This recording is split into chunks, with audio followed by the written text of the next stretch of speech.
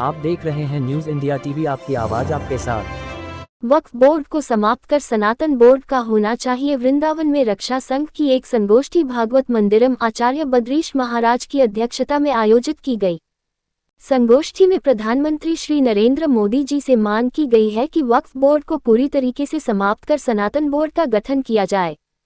धर्म रक्षा संघ के राष्ट्रीय अध्यक्ष सौरभ गौड़ ने कहा कि वक्फ बोर्ड 1954 में असंवैधानिक रूप से लागू किया गया, जिसे कांग्रेस सरकार और मजबूत करती रही। अब इस वक्फ बोर्ड की कोई आवश्यकता नहीं है। अब सनातन बोर्ड का गठन होना चाहिए। धर्म रक्षा संघ के मार्गदर्शक महंत मोहिनी बिहारी शरण ने कहा कि जमीन जिहाद का पर्याय बन चुके वक्फ बोर्ड को पूरी तरीके से समाप्त कर देना चाहिए। भस्मासुर बन चुके वक्फ बोर्ड की जमीन गरीबों में बांट देनी चाहिए। महामंडलेश्वर स्वामी कृष्णानंद महाराज ने कहा कि जब से वक्फ बोर्ड बना है तब से आज तक किसी गरीब मुस्लिम का कोई भला नहीं हुआ है। वक्फ बोर्ड केवल कुछ गिने चुने मौलवियों और मुस्लिम नेताओं की जागीर बनकर रह गया है। वहीं महंत अतुल कृष्णदास महाराज ने कहा कि दुनिया के किसी भी मुस्लिम देश में वक्फ बोर्ड नामक संस्था नहीं है। केवल भारत में वक्फ बोर्ड बनाकर कुछ निहित स्वार्थी तत्व अपना निजी फायदा उठा रहे हैं। वक्फ बोर्ड को अविलंब समाप्त कर देना चाहिए। न्यूज इंडिया टीवी से धर्मेंद्र कुमार की रिपोर्ट वृंदावन से। वक्फ बोर्ड का जो अभी तक देखने में आया है कि वक्फ बोर्ड पूरी तरीके से एक भस्मासुर हो चुका है। अब इसमें संशोधन की कोई आवश्यकता नहीं है। वक्फ बोर्ड को पूरी तरीके से समाप्त करने की आवश्यकता है, क्योंकि ये हमेशा से एक तरीके से जमीन को हथियाने का काम, भूमाफिया का काम करता रहा है। कभी भी वक्फ बोर्ड से किसी गरीब का भला नहीं हुआ।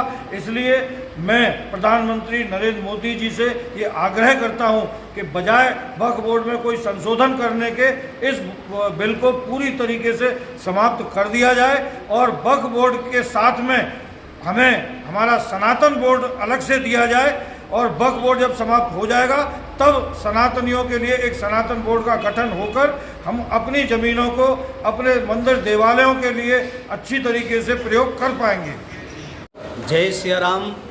मैं अतुल कृष्णदास धर्म रक्षा संघ के माध्यम से श्री धाम वृंदावन से पूरे सनातनियों को यह आग्रह पूर्वक कहता हूँ कि आप सभी एकत्रित हो करके पूरी तरह से यह विरोध कीजिए और उसके बाद मोदी सरकार से आग्रह कीजिए कि यह वक्फ बिल को पूरी तरह से समाप्त कर दिया जाए। और वक्फ बिल ये जो आ रहा है, ये वक्फ बोर्ड को समाप्त कर देना चाहिए। वक्फ बिल में कोई संशोधन की आवश्यकता नहीं है। अगर कोई करेगा तो निश्चित रूप से बाद में फिर परिवर्तित हो सकता है। और जो इसके पास संपत्ति है, उस संपत्ति को शत्रु संपत्ति घोषित करके गरीबों में बांट देना चाहिए। यही मेरा एक नियम है, यही मेरी इच्छा है। मेरी इच्छा यही एक भावना भी है। जय श्री राम। हाँ, मैं अध्यात्म गुरु महामंडलेश्वर स्वामी कृष्णानंद आज धर्म रक्षा संघ की इस मीटिंग में सर्वसम्मति से प्रस्ताव पास किया गया है कि इस भारतवर्ष में वक्फ बोर्ड जैसे कानून की कोई आवश्यकता नहीं है और इसको तुरंत समाप्त किया जाए।